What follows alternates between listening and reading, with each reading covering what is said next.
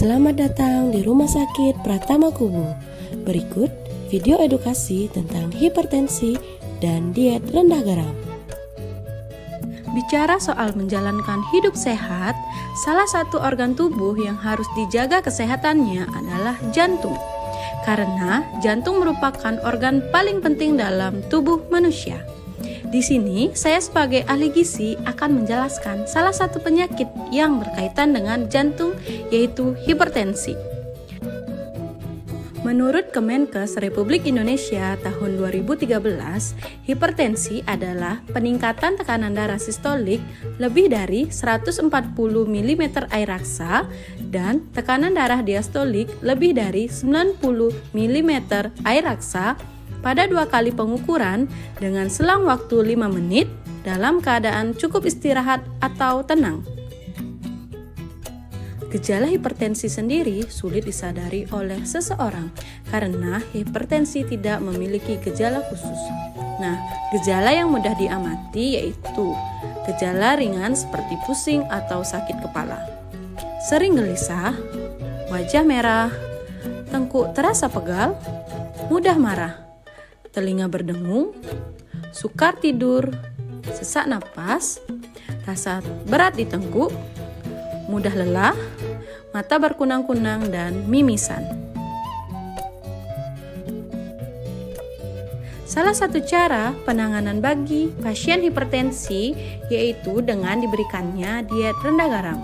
Nah, diet ini biasanya diberikan kepada pasien dengan edema atau asites dan hipertensi.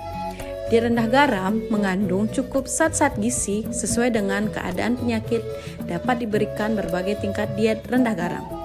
Nah, tujuan dari diet ini adalah untuk menurunkan tekanan darah pada pasien hipertensi dan dapat digunakan sebagai langkah preventif terhadap penyakit hipertensi.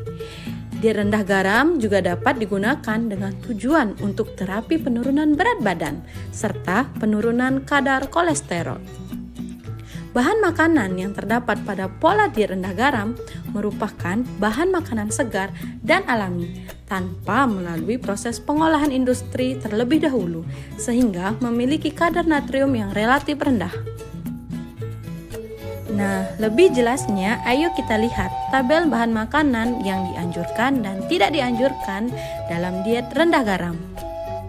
Dari sumber karbohidrat, bahan makanan yang dianjurkan yaitu gandum utuh, oat, beras, kentang, singkong, dan ubi jalar. Bahan makanan yang tidak dianjurkan yaitu biskuit, keripik, crackers, dan makanan kering yang asin. Dari sumber protein hewani, bahan makanan yang dianjurkan yaitu ikan segar, daging segar, dan telur. Bahan makanan yang tidak dianjurkan yaitu ikan dan daging yang diolah dengan natrium atau garam seperti sosis, bakso, ikan kaleng, kornet, dan ikan pindang. Dari sumber protein nabati, bahan makanan yang dianjurkan yaitu kacang-kacangan segar seperti tahu dan tempe. Bahan makanan yang tidak dianjurkan yaitu olahan kacang yang dicampurkan dan diawetkan dengan natrium.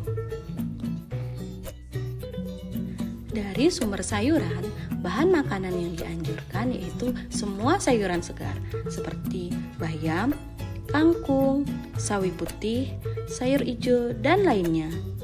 Bahan makanan yang tidak dianjurkan yaitu sayur kaleng yang dicampurkan dan diawetkan dengan natrium.